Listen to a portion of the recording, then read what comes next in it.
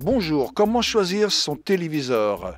Les choses ont bien changé au jour d'aujourd'hui, nous nous contentions des tubes cathodiques, nous nous contentions de notre confort avec ce que nous avions, mais au jour d'aujourd'hui, les choses ont beaucoup changé. Depuis l'arrivée de la TNT en Full HD, bientôt l'arrivée de la 4K et la 8K qui commence déjà à pointer son nez, les gens sont un peu perdus, ils ne savent pas quoi acheter. Mais que dois-je acheter?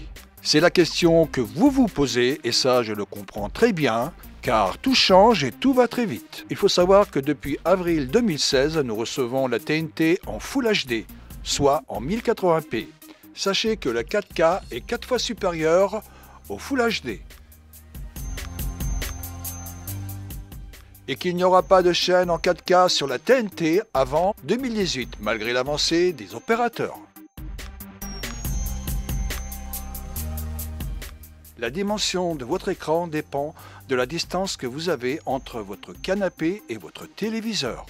Par exemple, il faut en moyenne diviser votre distance de recul par 3 pour connaître la taille idéale de votre écran. Il y a une distance de 4 mètres entre votre canapé et votre téléviseur, donc il vous faut un écran d'1,50 m de diagonale. L'avantage des écrans Ultra HD, c'est que plus vous vous rapprochez de l'écran et plus vous voyez la netteté et les détails. C'est pour cela que les écrans Ultra HD et les écrans qui vont toujours plus loin dans la haute définition ou très haute définition permettent d'avoir des écrans plus grands. Pourquoi choisir un téléviseur à écran incurvé? Mis à part le LED, les deux grandes innovations dans le monde des téléviseurs sont l'ultra haute définition, 4K donc, et les écrans incurvés.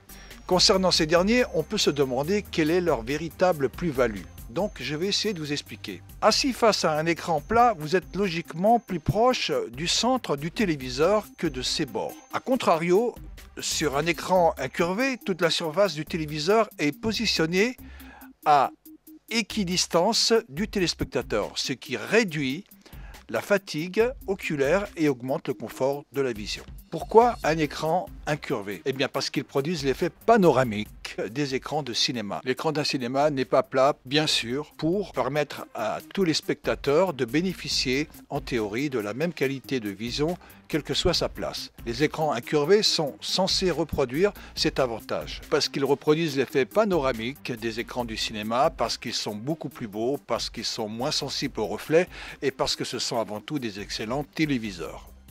Qui dit absence de système de rétroéclairage dit moins d'éléments nécessaires dans l'assemblage du téléviseur. C'est ainsi que l'OLED permet de gagner en finesse. Avec seulement quelques millimètres d'épaisseur, les écrans OLED sont encore plus fins que les TV LED. Les pixels luminescents de l'OLED peuvent produire des noirs profonds et des blancs lumineux.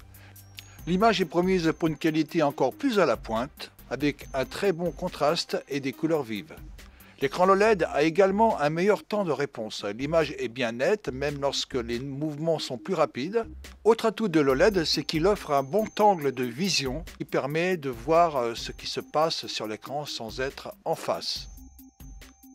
Le High Dynamic Range. C'est quoi le HDR? Le HDR vise à augmenter le contraste d'une image, que ce soit dans ses zones éclairées que dans les plus sombres. Pour ce faire, chaque image est enregistrée au moins 2 fois avec différents niveaux d'exposition. Ceux-ci sont alors combinés afin de produire une photo ou une vidéo avec un minimum de nuances. Et la différence est flagrante à l'œil nu, puisque là où une vidéo classique peut afficher 255 nuances, la HDR en affiche exactement 65 536. Le résultat peut aller même jusqu'à éblouir le spectateur, puisque la luminosité du soleil, par exemple, est reproduite de manière plus élevée qu'un téléviseur sans HDR. Je pense que le HDR c'est l'avenir et qu'on n'a pas fini d'en parler et que tous les téléviseurs à l'avenir en seront équipés.